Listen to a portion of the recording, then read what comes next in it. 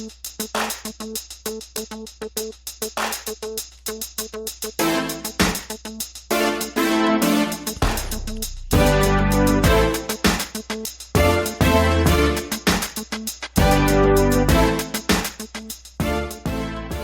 and welcome to the Black Entrepreneur Blueprint Show. I am your host, Jay Jones. Black Entrepreneur Blueprint was created specifically to educate and inspire Black entrepreneurs to launch, build, and grow successful businesses. Join us as we help build an economic power base in the Black community by promoting business ownership. If you are currently an entrepreneur or want to be an entrepreneur, we invite you to join us every week here at Black Entrepreneur Blueprint.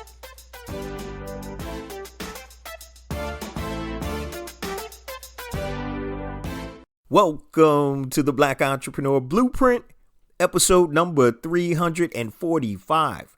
I'm your host, Jay Jones, and today we have another outstanding and informative show in store for you. Today we're going to be talking with the founder of Black Sands Entertainment, Mr. Manuel Godoy.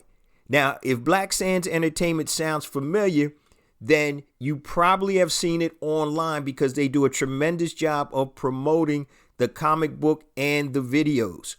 So today, Manuel and I are going to discuss his entrepreneurial journey and how getting fired from the FAA a week before he got tenure basically pushed him into Black Sands Entertainment. Now, before we get into today's show, I want to share a few things with the BEB family. First and foremost, I want to welcome all first-time listeners to Black Entrepreneur Blueprint. Welcome to the BEB family. Please stick around until the end of today's show, and I'm going to share all my social media contact information and my resource links, such as the link to my new book, A New Black Wall Street, Circulating the Black Dollar Worldwide by Building Successful E-Commerce Businesses, and also 2 platforms to help circulate dollars in the Black economy, BeSmartByBlack.com and HireBlackFreelancers.com. Also, I do want to mention my new rebranded, rebooted Black Entrepreneur Blueprint Academy, BEBacademy.com. Now, let's take a listen to the interview with Manuel Godoy, the founder of Black Sands Entertainment, and how he overcame getting fired to build Black Sands Entertainment, currently valued at over $10 million. We are live with Mr. Manuel Godoy of Black Sands Entertainment. Manuel, how are you today, brother? I'm doing great. Good, man.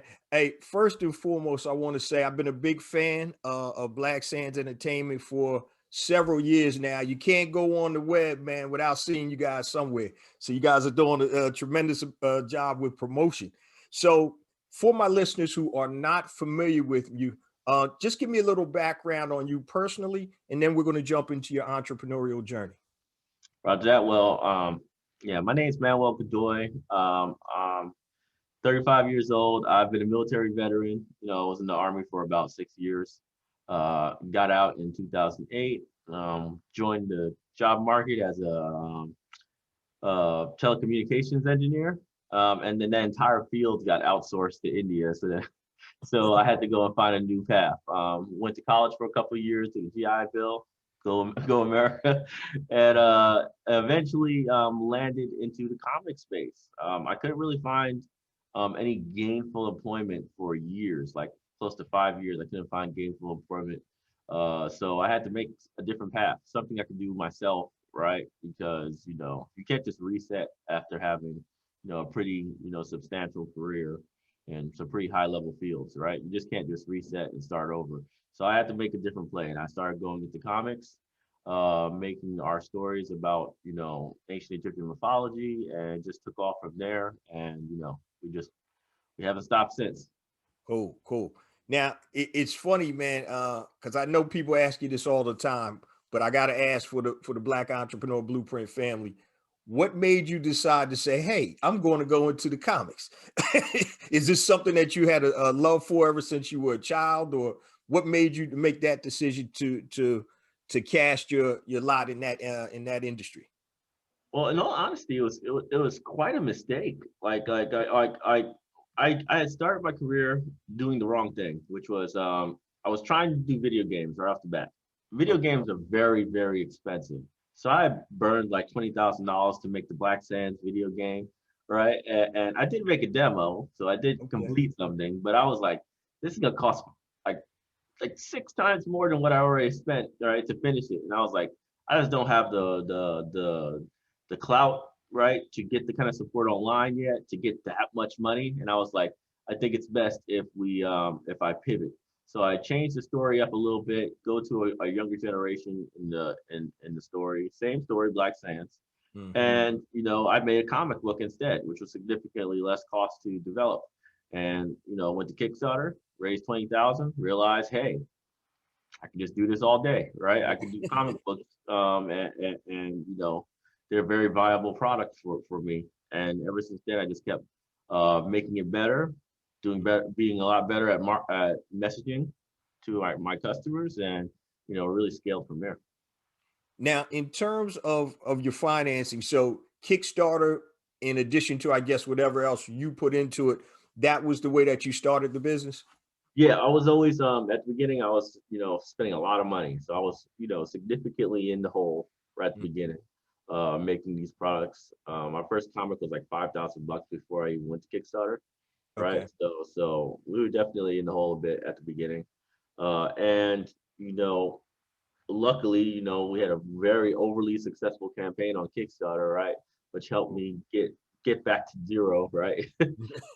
And later that year in 2017, we went to our first conventions. Uh, I think it was Anime Week in Atlanta, so AWA, and that was the first convention we ever went to. We actually had some physical books that we started selling there, and then that Christmas, that year, we did like freaking like $45,000 on Christmas on Wow, online sales in our Shopify store. And I said, "Whoa, this is crazy." that's I was like, there's a lot of money in this comics space, right? right. And and then ever since then, I've been like awakened to the e-commerce side of things, and that's where we do all our damage nowadays. Cool, cool. So now, do you have graphic skills? And who created the characters? Was that all the characters came from your imagination, or did you have Yeah. help creating So the characters?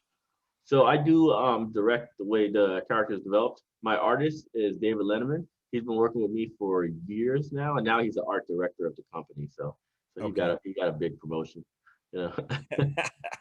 But yeah, he's been with me for forever. He's a professional artist. He's been doing it for forever. Like he does like the high end like statuettes and stuff for like Ubisoft, Oh League of wow. Legends, Dream, like all these major companies that have really high end merchandise.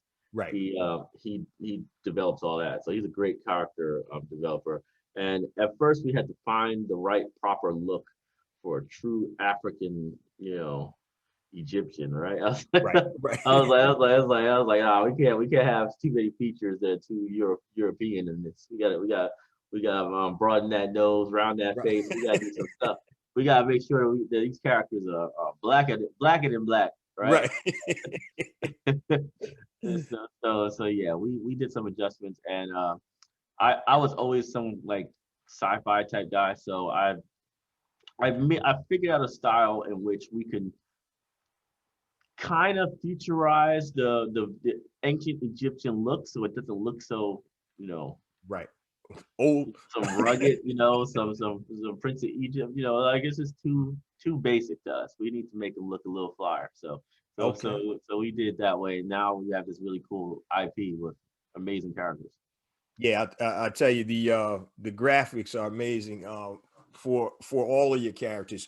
I wanted to ask you, did you have any experience prior to this in storyboarding or creating stories for comics? Because I think sometimes people think that, hey, I'm just going to draw a character and voila, I got a comic book. But there's storyboarding, there's plot, there's a whole lot that goes into it. So did you have experience in that? Or was that something that you learned along the way? I definitely learned that along the way, but I was a big um like I said, I went to video games. I'm a big Mm. video game fanatic, especially RPGs. Okay. So I built the entire Black Sands universe based off of RPGs. You Okay. know, like mindset. All right, like so I had the whole world developed of black sands for multiple generations, right? Mm-hmm. Timelines and everything else, and then I picked my favorite timeline and I go through that one, right? Okay. Like this one right here is the best timeline in the story. Let's follow that story, and we made that one. That was the Kids to Kings saga, which Okay. eventually became Black Sands and Seven Kingdoms. And it's so amazing. It's something that you just said that, you have thought all of this out in advance in creating your storylines and things of that nature. So, um, to me, that's something that's special. I don't think a lot of people will have that scope and even think about that, uh, because most people are thinking, all right, I got to get from A to B, and pretty much after that, I'm done. Do you have any help in terms of the creative for Black Sands Entertainment, or is all of that just you? Yeah, that's just me. I checked out your website and I've checked out some of your videos, and I think it was in a Kickstarter campaign, or I'm not sure which one. You talked about, and I'm paraphrasing, being unapologetically black, right? Yeah. And when you were, and so, question for you right now. I did an episode titled "To Be or Not to Be a Black-Owned Business," and the question was, do you put yourself in the forefront, or do you put yourself in the back? And the reason I asked that was, and I wanted to see what the response, I got a tremendous response from the show, because some people don't want to be the face of their business. And so, did you ever think about that when you were creating Black Sands Entertainment? My thing is, that question always revolves around what are you selling? Right. If you're selling something that's general, right, Mhm. then you don't want to put your face on it because it will hurt your sales in the general market. It just Right. will. You Yeah. know, there's this old Jim Crow era policy with Southern Republican, white men and women, where they cannot partake in any of your business that isn't serving them. So Right. a southern white man has no problem going to your restaurant and eating them ribs that you made for him, that you personally made for him. Good job, you made that for him. So Right. he feels great about that. But reading your book, right, Something different. or Yeah. watching your movie, I don't want Yeah. to do all that. That's not inclusive or whatever, right? Right. Then the other way though, if you're selling like products like toilet paper or whatever, right? You're doing a very normal product. You definitely don't want to be the face of that if you're serious about doing your business, unless you're trying to dominate that niche. If you're trying to dominate that niche specifically with black customers, you might have to go hard in there. But it really depends on what you're selling. I'm selling a story about black Egyptians, Right. so I have no other choice than to be in front, Right. right? Right. Because no matter what I do, white people ain't gonna read the story in mass, right? Right. There's gonna be the liberals, and that's about it. Right. Right? Nah. They're the only ones that are gonna read this thing. Everybody else ain't, and Europeans love it too, So Right. I ain't got no beef with them, right? Right. well, well, I tell you, I want the light bulb to go off for the Black Entrepreneur Blueprint family and listen to what Manuel just said. Basically, you have to recognize and understand who your target market is. And so if it's beneficial to be the face of that, and I definitely agree 100%, man, and being totally unapologetic about who you are, who's your market, and the stories that you're trying to create, man. Yeah, but this is the thing though, right? Mhm. This is my policy, and I told this the other day on TikTok. I said, a lot of people out here scared of racism. They Mhm. scared of it. Oh, they threatened me. Oh, they called me this. Oh, they called me that. Right. I always tell people like this: you do realize that they're giving you weapons. They're Right. basically handing you weapons. Is that Yeah. once they go on there and make their statements public, you can go and embarrass the hell out of them. You can embarrass the hell out of them in front of everybody, and then everybody who reads that is your core customer because you didn't make that hair product. You Right. didn't make that hair product for white people. I'm sorry. You made it for Right. black people, for Right. black people problems with their hair. And then you Right. say you're getting attacked by them. Yeah. They just basically galvanize your troops. Your troops might have not have supported you at that time. They might have went back to the freaking hair salon and got the Chinese products and Right. would have been happy. But because you got attacked so publicly and they were coming Mhm. at you so viciously, now Right. your base is ready to burn everything down in order to make sure you succeed. And so I always say, don't let that stuff stress you out. If they attack you, use that attack. It's what they call it. What they call it in politics, false flag. Yeah. False flag. You done started a war for me. Thank you. I needed this war. I had a problem. So I'm a big user of that. People attack me. I love it. It's the greatest moments in the world when I get attacked, because that means I can galvanize some more troops to my cause. That's it. Nah, that's a great way to think about it, man. I wanted to ask you real quick. I saw in your bio that your wife is in the business with you, correct? Yes. All right.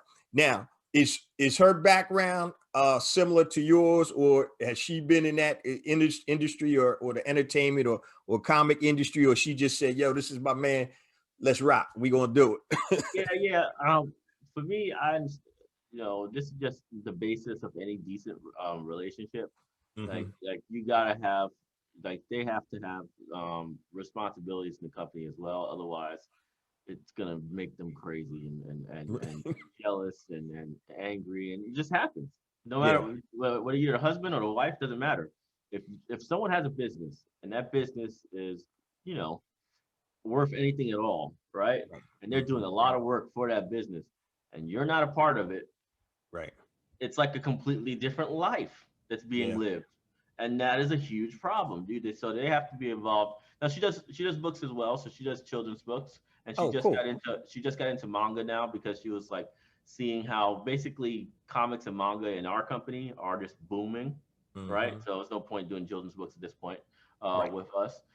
And she handles all of the financial books, so she deals with the accountant all the time, doing there's a Okay. ridiculous amount of accounting going on right now because we know we raise capital now, Right. so we have to do a lot more finances than we used to before, and she handles that entire process, all the financial side of things. And so long as we have completely different hats in the company, Hmm. right, everybody's happy. And Yeah. everybody wakes up happy to talk about the company in the morning instead of, oh, you're always talking about that company, right? It's like that that happens. Yeah. That's A true. company's success can ruin a relationship just as much as debt or anything else, because it's a completely different life. Nobody else, Right. like, you're not connected to it. It's separate Right. from you, right? So you gotta figure that out, and you gotta do it in a way that you don't step on each other's toes too. Completely Yeah. separate responsibilities. Has to. Right. Now that makes a lot of sense, man. You're speaking from wisdom, from experience there. And a lot of times it's not just the failure of a company that can cause conflict between a spouse and and their partner. The success can also. I know a lot of times the failure comes meaning the money isn't there, and of course, money is usually the number one cause for divorce, unfortunately, in the United States. So, but yeah, you make a great point that success actually, if you guys aren't working together and working on one accord, can be just as bad as the actual failure. Success is Uh, like another woman. yeah, you're right. Cheating Right, you on me with spending too that much company. time with that other woman. man, man. So, uh, in terms of you said that you're raising capital right now, Yeah. and I didn't want to get to this till a little later, but you brought it up, so I'm gonna jump here, then I'm gonna come back. Um, what are you looking to do in the next 5 years with Black Sands? Are you looking for feature films? Are you looking for uh if you don't mind, I don't know if you got something in the pocket you don't want to give up yet, but trust me, I won't tell anybody, man. It's just us. Well, Nah, I'm I'll joking. be like, I'll say this: if my Mhm. company isn't worth $500 million within 5 years, I'll consider myself have failed. Wow. Because I have everything I need right now to get there. Cool, cool. And we're already valued at a $10 million valuation. So Okay. In terms of employees, man, how many like full-time employees do you have? nah, it's just me and my wife. We're the only employees there. Gotcha. Everybody else is either contracted for a certain amount of time, Gotcha. um, and that's about it. Okay. Now that makes sense. I think our That animation studio will have a lot of permanent employees once we get into the full production of the season, right? Because that's like okay. a 2 to 3 year production, so people are gonna have like year-long contracts. Most likely, Right. they'll have benefits and stuff like that. Um, that Now, being out there and being as popular as you guys are, have you gotten any feelers or deals from major studios or anything to work with you? Yeah, so I do have an agent which constantly pitches my books to like certain um, companies. So like for instance, I want to have some books in Scholastics, right? Children's books or whatever, just Right. because they own the children's book market in libraries, and to simply get into that market with Scholastics would open up my entire company's catalog to Right. libraries across the United States. I have PGW distributing my stuff to the industry, so they sell to Barnes and Nobles and all the other places that typically I wouldn't be able to get into. So Right. they handle that for me. Uh, and I also have some animation deals on the table. We're gonna see if those close out, but some of our properties will be might be co-developed by major studios. Okay. That's good. Cool. Don't give up too much power when you do Right. that. you Well, know, yeah, that's the key. That's the key. And I know a lot of properties or assets such as yours make money off of branding other products. So like Doc McStuffins, the book bags, the licensing aspect of it. okay, yeah. Do you license your characters Not to yet. others or do you just for yourself? Yeah, not yet. We don't license yet. So You so don't. we don't do much merchandise. I've never had much success with merchandise. I'll be Oh honest yeah. with you. I just Okay. I just never had much success with merchandise. So I doubt that. But with that being said, our job is to make this show and then eventually do Mhm. licensing like crazy, right? Just Right. hand off the IP to a whole bunch of people to go make book bags, Exactly. freaking any kind of merchandise they want, boom. Yeah. But historically, myself, like I might sell one shirt every like 20 books. Really? Right. Okay. Right. And I'm like, I got all these shirts in different sizes. I hate these shirts. I'd be mad as heck with some dang shirts. So I was like, I'm done with it. Right. Yeah. So now I just focus on books. Even my Kickstarters nowadays, like only books. They're like, you don't got the posters, the shirts? They said, no, I sell books. Right. Now, but I think that's important because that's your core. That's your core product right there. And then based on that core product, then the ancillary things can come around that. But yeah, you got to focus and stay true to your core product. Yeah, Now, but one mhm, thing too, I would like to follow up on that is, for any entrepreneurs out there, don't he said have no problem killing stuff that isn't selling. Don't carry stuff that isn't selling, right? Even if you mhm, spent a lot of time to develop it, if it's not working, don't push it. Don't keep re-upping on it. We've right, killed books before in the past that just weren't selling. We just said, you know what, we're not going to print this anymore. We're right. we're Now not that going to do makes it. It sits around too long. We're not getting the return that we need on it. Boom. So now now in terms of printing your books, do you do print on demand or do you all print in bulk and then both reorder? Both? bulk, just Oh, bulk. bulk. Okay, gotcha. Uh, So you pretty much know right now. I guess you've been in business for multiple years, so you probably know what your flow is in terms of your inventory management, I yep. presume. Okay, cool. Have you found that there's been any specific thing or actions that you've taken that have increased your sales on a consistent basis? Now I know if Oprah was still around and you were on Oprah, obviously you'd have that Oprah effect. But are there certain marketing tactics or techniques or things that happen to you or that you've done that will automatically increase your sales? Well, we just gotta get more books out faster. So what happens is Okay. whenever a new release comes out, you have like a 2 week, 3 week burst of sales, right? Where people are returning to the store, buying that newest book that comes out, and then they buy a whole bunch of other stuff as well that maybe they didn't get last time, Right. right? And it's like a big, it's like the ultimate abandoned cart recoverer, right? It's like a new Right. book is the ultimate abandoned cart recoverer. Right. So those are important. We haven't been doing them as much, but now we're doing them very quickly. Like we're getting like I think 8 issues out this year for Black Sands alone, not including Oh any wow. other titles and stuff like that. So we're gonna have plenty of nice, beautiful red bait for people to come back to the store, right? And we got a large email list, so that's always good for us. But I always tell people like, when it comes to this particular thing, Facebook is always the best platform for selling products, Mhm. period. Facebook ads, they're good. Sometimes they change things to the algorithm and it's hell to pay for everybody, right? So, Right. so, so for me, it costs me a little bit, right? But at the end of the day, it still brings in a pretty consistent amount of money, and obviously organic traffic through social media is important, right? But you got to Definitely. very different kind of marketing when it's social media. Yeah. You got to be able to really tap into the emotions of people. You only Right. got a second or two to stop them, right? Hmm. It's scrolling. You only got a second or two to stop them, so you got to That's figure right. out how to get them to stop. Yeah. Now, do you handle all your social media marketing or do you outsource that? No, that's me. I do Okay, cool. Man, you're a master of multiple talents, brother. That's good stuff. In terms of your decision to put out Eight of the Black Sands, just that series this year, is it in 2021 you're looking to do eight? Yeah, at least 8. At least eight. Okay. And the reasoning when you said that, I started thinking about Master P, right? So when Master P was, no limit, he was putting out like an album a week almost with all his artists. So is the concept behind that to create and continue to have that momentum for the whole year as you continue to put out new additions to the series? Yeah, and make sure your customers don't forget you.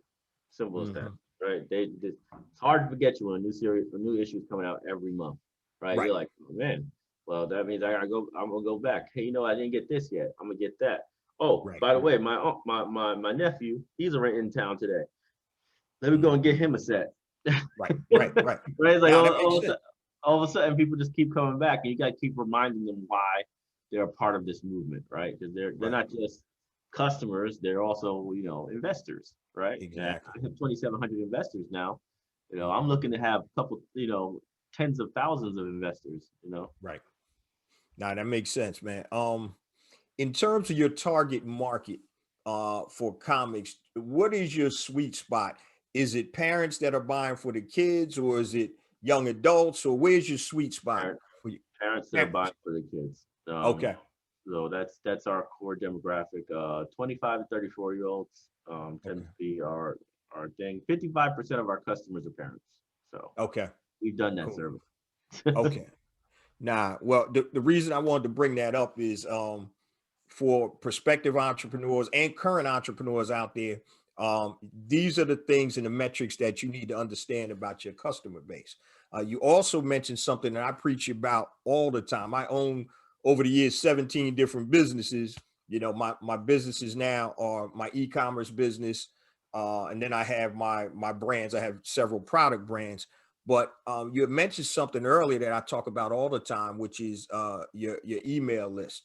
And I try to let people know your database is like your biggest asset of your business, because every time you come out with a new edition, guess who's going to get notified? Your database, right?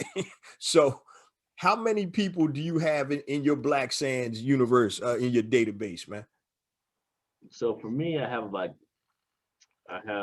29,000 That's good. people on my list, Yeah. and about 4,000 of them are super active. So they always read, they always open up every single email that they get, right? And Right. then the rest are like infrequent. But Gotcha.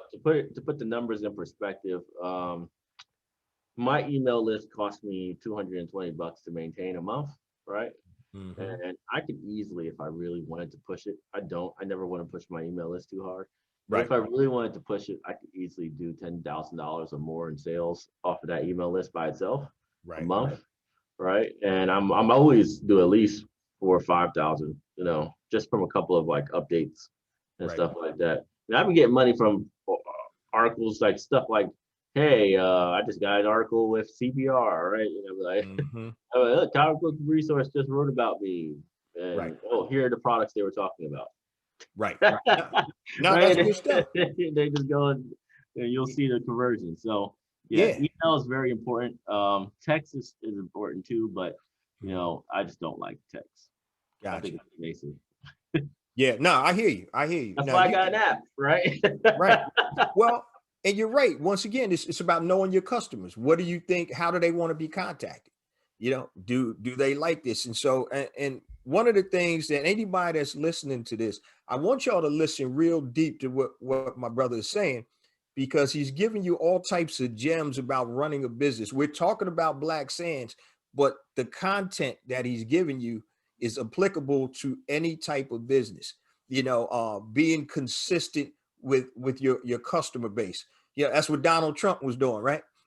He was speaking directly to his He didn't give customer. a He didn't damn. give a damn, He didn't give right? a damn about your feelings. He didn't care about your feelings. He didn't even care about moderate Republican feelings. He said, Exactly. He I'm was going for the speaking. base.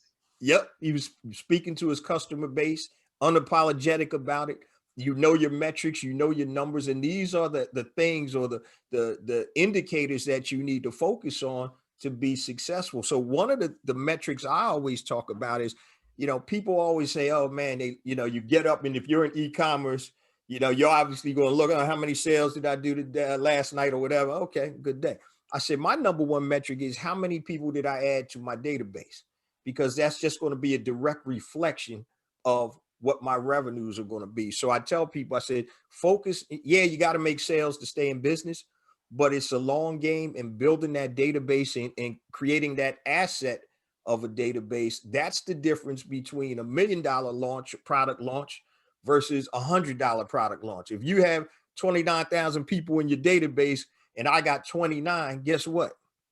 Your launch is going to be a whole lot more successful than mine. It's just a function of the numbers. So, yeah, man, I wanted to ask you also, uh, coming from the Army, then not being able to find something in terms of employment for several years, um, how was it?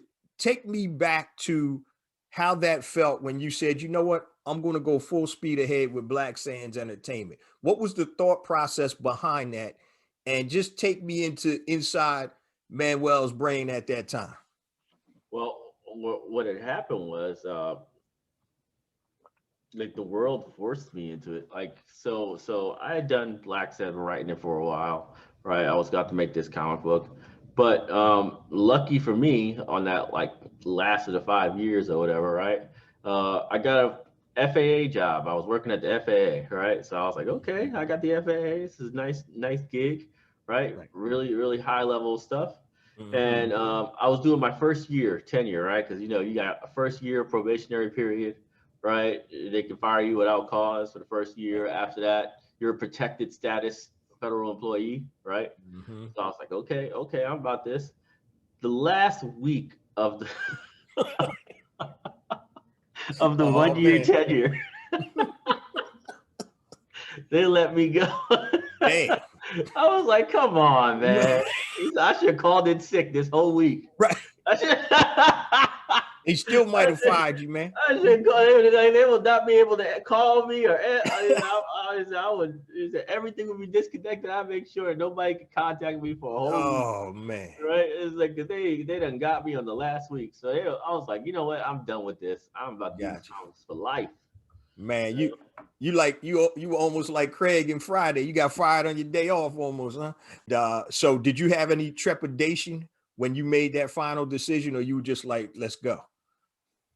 They made it easy for me. Well, what was I gonna do? Yeah, that's true. I was like, what was I gonna do at that point? They made it easy. Can you share with the Black Entrepreneur Blueprint family a time where you had a setback with your business, and how that affected you? What did you do to overcome it, if you overcame it, and what did you learn from it? Mm. And I know there probably a lot of them as an entrepreneur. So, Because in all honesty, Mhm, Black Sands was pretty smooth. I tell you one thing that really pissed me off for a long time was mhm. the accounting side of raising capital. Okay, Oh man, the accounting side of raising capital is crazy. I mean, you gotta really, get CPA reviews, and then once you get a certain amount of money, you gotta do an audit, and right? that's when the world ends, right? Yeah. It's like, so what did you do with your books in 2017 with this Kickstarter campaign? How did you, once you got the money, when did you allocate the funds for the distribution of that money? Did you earn it at this date, or did you earn it at that? I'm like, it's Kickstarter, man. I give the books to the people. I give the books to the people that they asked for. Right. I didn't say what price it was because it's Kickstarter. Yeah, you're like using all this real world logic on them. And they're Right. like, well, according to the SEC, we have to get this in this particular type of way, Wow. right? You don't have this? How could you not? You're like, oh my God. So yeah, Yeah. you really learn. Like that is frustrating as hell. And I always tell people, uh, make sure that you're doing, like run your business like a business. Right. Don't go, oh, I made 50,000 this year. So I mean 50,000 this month. So I'm gonna spend 50,000 on my new car. Right. Right? It's like please separate yourself from the money and pay yourself a check. Like pay Right. yourself. Say, hey, I'm getting paid 10,000 this month, Right. right?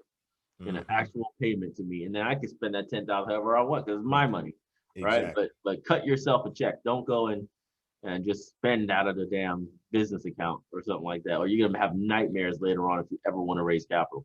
Definitely. Yeah. That good old commingling, as they call it, but with your assets. Now, let me ask you in terms of that, because I get a lot of people coming to me talking about Kickstarter and crowdfunding.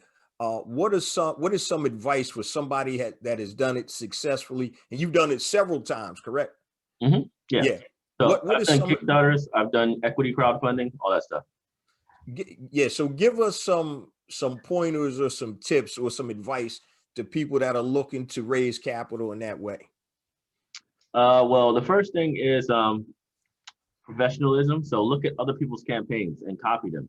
All right. Okay. You don't have to be the best looking one ever, right?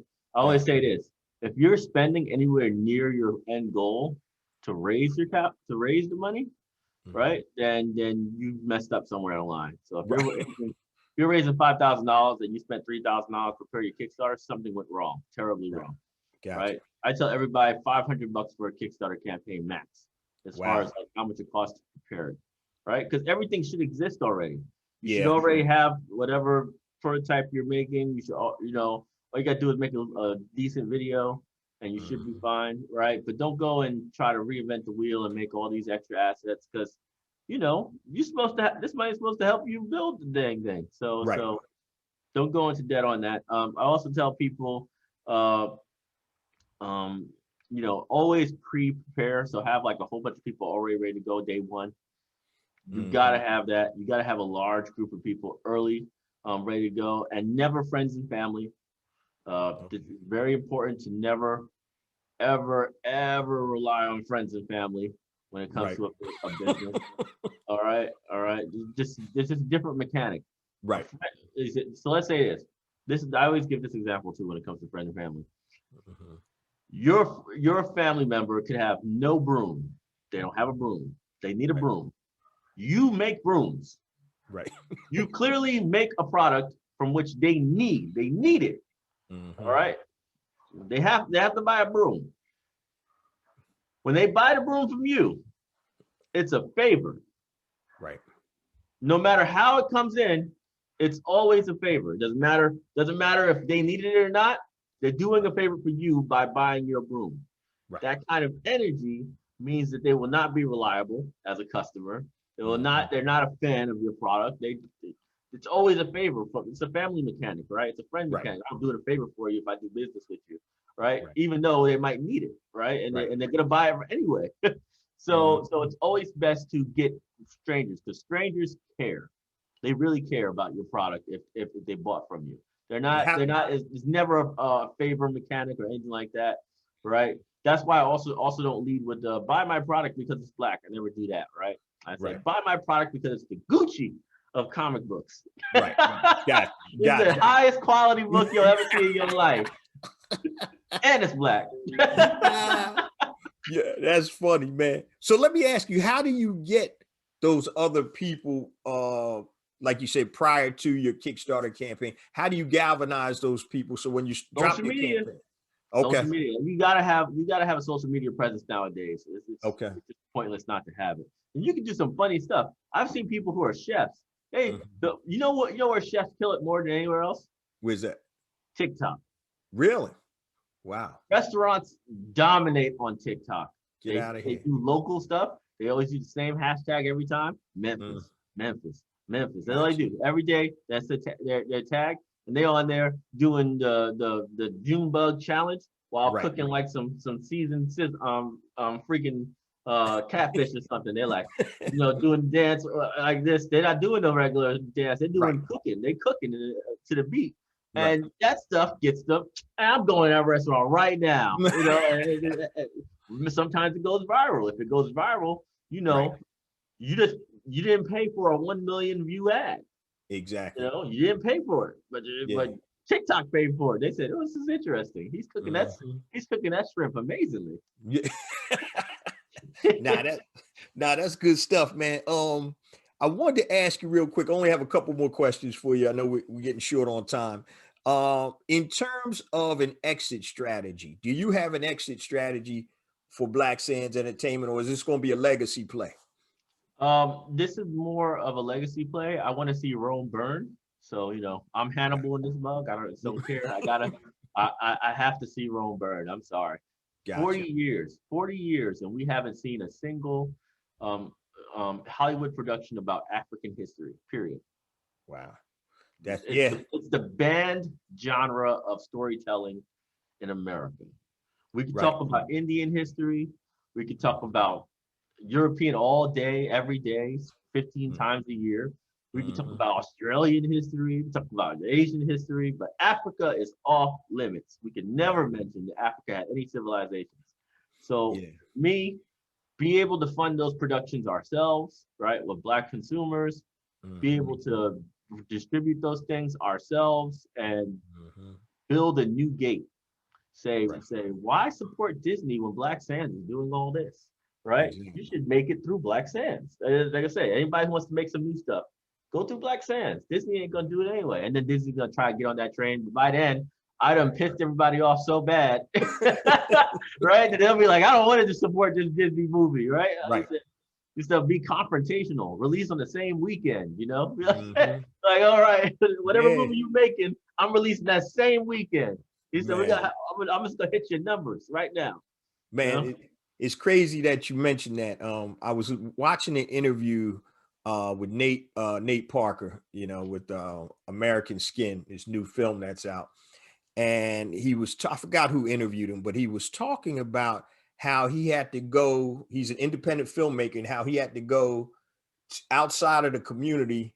He basically said, I got to go to white folks to make a movie that doesn't make white folks look that good. And he said it doesn't even make sense. And so you just talked about really controlling your vertical. But So he don't have it. production, But the thing is, he doesn't have the tools in place to do it. right, That's his reality. right, right, I raised $1 million to make a demo of an animation. right. Imagine what happens when it's actually going to be done. And then I say, I want $30 million to make this show. It will show up. It will show up. And 95% of my investors will be Black. Right. As Now, they happen. so my question to you is, how do you think somebody on the notoriety level of Nate Parker, what's he doing wrong? Or what is it he not He probably doing? just doesn't have any. See, this is the thing. There's a huge difference between popularity, right? And conversion. Right. People can get a lot of likes and not be able to raise capital. Right. I was looking at my boys. I love them to death, right? But I'm not even gonna mention their thing. But they have the biggest social media following on earth. They have like 4 million followers on YouTube, 3 million on Instagram, like 1 million on Twitter. 2 million on TikTok. They are dominating, right? Right. Every video they do, like at least 20 million views collectively. Damn. Try to raise capital. Tried to raise some money for a convention that they want to do, their own convention, right? Maybe raise $5,000, $6,000 collectively over like the course of 3 weeks or a month, right? That's crazy. Yeah. Me, I'm raising capital for my next investment round. I have 400,000 followers max across all platforms.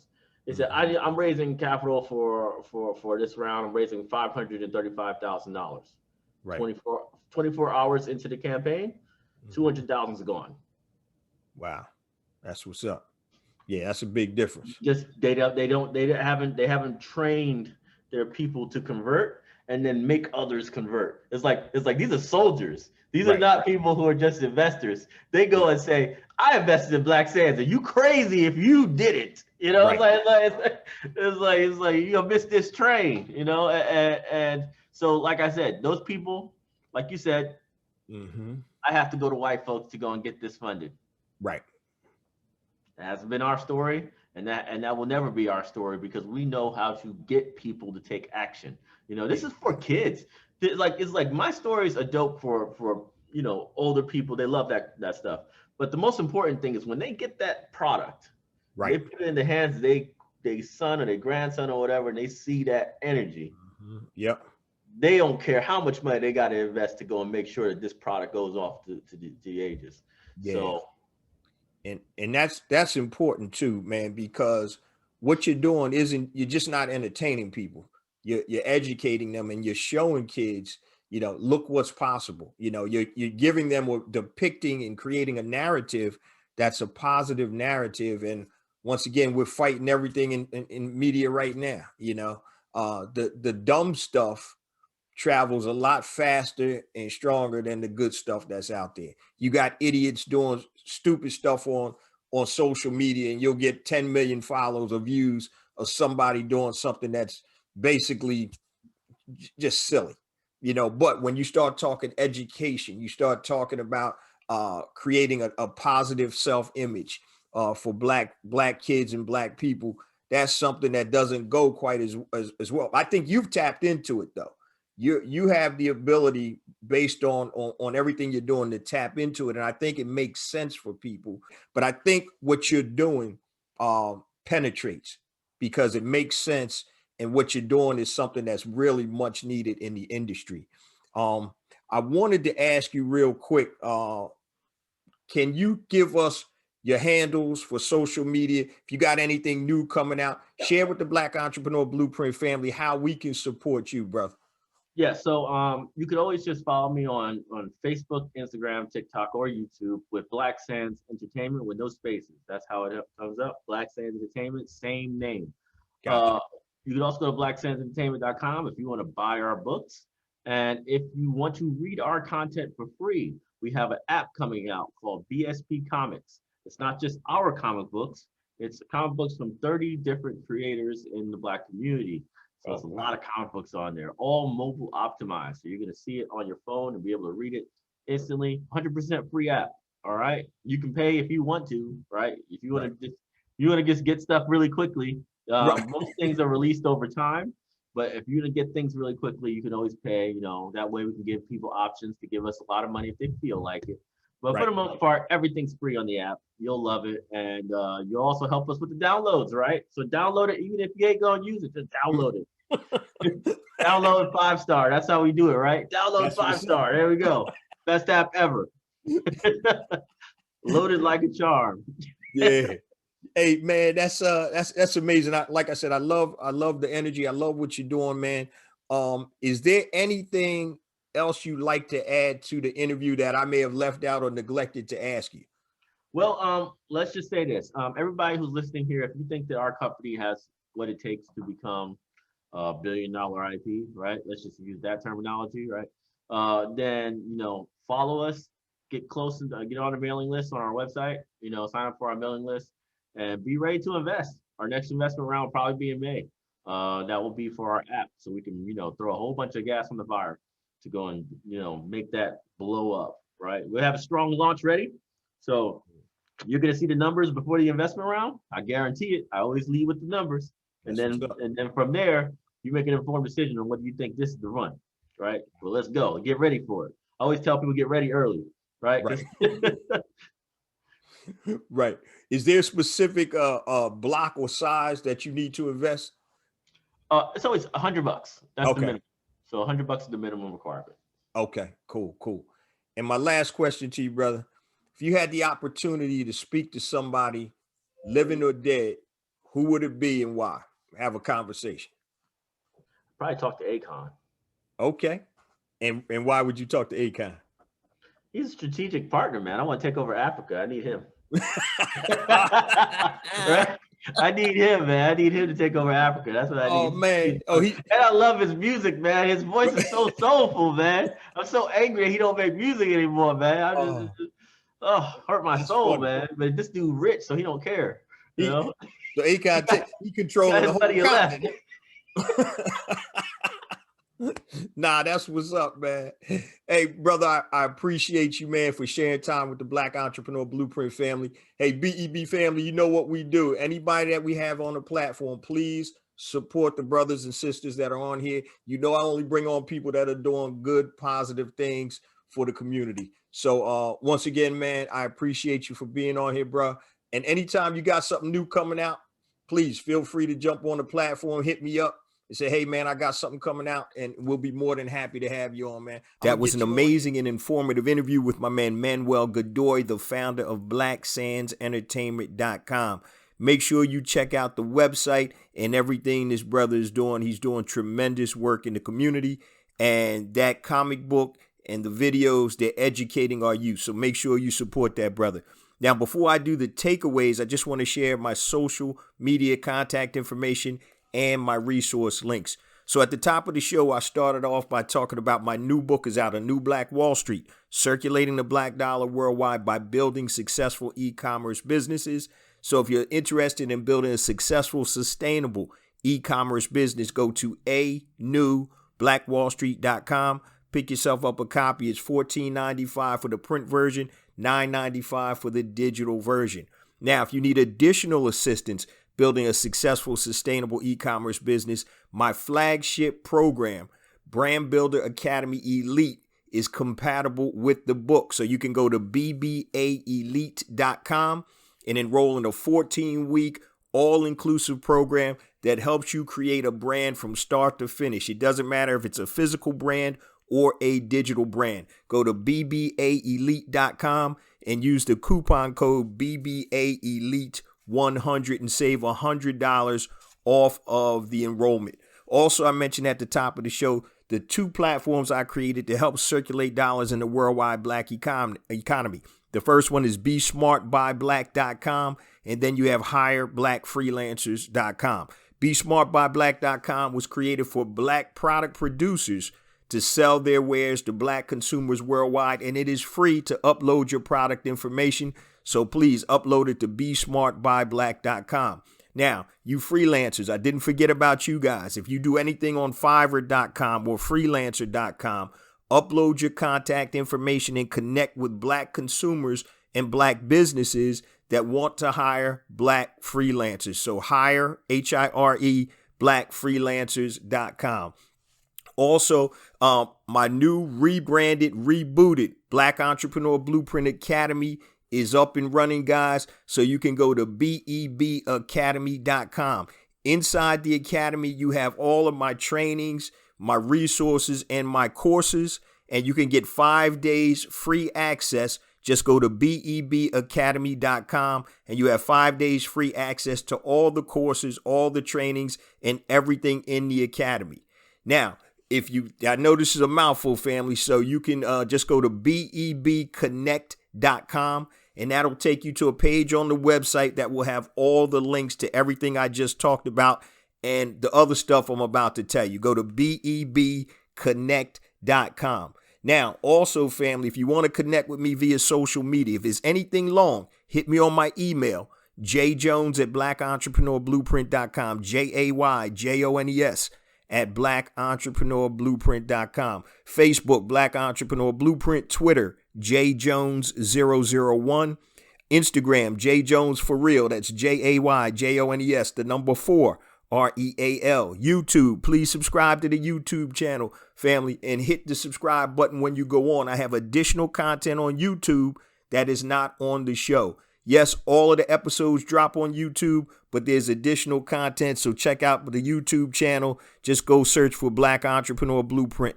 Also, LinkedIn, connect with me on LinkedIn. Just search for J. Jones Black Entrepreneur Blueprint. Also, Clubhouse. If you're on Clubhouse, check me out and follow me at IamJJones, @IamJJones. And also to subscribe to the BEB text lines for notifications and reminders about special events. Text BEB to 555-888, BEB to 555-888. So there's multiple takeaways, family, from this interview with Manuel Godoy, founder of Black Sands Entertainment. One of the things that stood out to me was he talked about if stuff isn't selling, shut it down. He talked about some of his issues or some of his comic books weren't selling, shut it down. I know when we're creators and we're building a business, it's almost like you have a baby, right? And you don't want to throw the baby away. But if the product or service or whatever you're selling isn't working, you got to get rid of it. Don't hang on to it too long. All right. So that was something that really stood out because I know a lot of times we as entrepreneurs have trouble doing that. Something else he hit on too that, I've always been a big proponent of. You don't rely on family and friends to build your business. Okay. Once again, there's a different dynamic. There's a different mindset involved. It's funny. Some of my family members and friends still don't know what I do for a living because I don't tell them. Now, if they find out by happenstance, oh man, how come you didn't tell me? I didn't tell you because if I told you, you wouldn't respect it anyway. You got to let somebody else tell you what's going on. So never rely on family and friends to build your business. Yes, they will probably, or some of them will probably support you, but you cannot build a sustainable business just with family and friends. Also, I like when he talked about the Nate Parker thing. When Nate Parker was on an interview saying that he had to go to white folks to finance his movie American Skin. And so he was talking about the difference between popularity and conversion. So you may be very popular on social media, but you can't convert that into sales or monies or revenues. And so I thought he really was hitting on something very serious when he talked about that. It seems a lot of times that people are just concerned about, what are my social media numbers? What are my numbers? How many followers I got? The question is, are those followers going to be engaged followers? And are they going to purchase your products and or services? So that was very intriguing to me that he broke that down. And he also was talking about Black Sands Entertainment, the studio. And so he's looking at a bigger vision where Black Sands Entertainment can create those stories that we can't see or don't see about ancient Africa. So the stories that the big studios don't want to put money behind. So that's why, family, we always got to support our own. We always have to support our own businesses so we can create the narrative and basically put out the things that we need for our kids and actually for all of us, for our future. So if you wait on somebody else to put out the type of materials they're putting out, the only things you're going to see on TV that depict us mostly, unfortunately, are negative stereotypes. So we need to be able to create the narrative, and that's what Black Sands Entertainment is doing. Now, before we close on out, family, I just want to say that please continue to spread the word about the podcast, the blog, and all the Black Entrepreneur Blueprint ecosystem, because once again, it's more than that. It's a movement, family. We're trying to build an economic power base in the Black community. Okay, and in order to do that, we need to build and support Black-owned businesses. Now, we've been getting more and more downloads each and every week, and that's attributed to you guys, the BEB family. Please continue to spread the word about the podcast, the blog, and the ecosystem. And once again, it's about building an economic power base in the Black community and leveling us all up. Okay, so we have to be very intentional and conscious about where we focus and direct our monies. And we need to make sure that we take the time to be intentional when we start buying products and services. Who are we supporting and who supports us? Stop giving your money to industries and people and ethnicities that don't care about you. Okay? You need to start funneling your monies and being consistent, and also making sure that you're looking for Black-owned businesses to do business with. Love you guys. See you same time next week. Peace.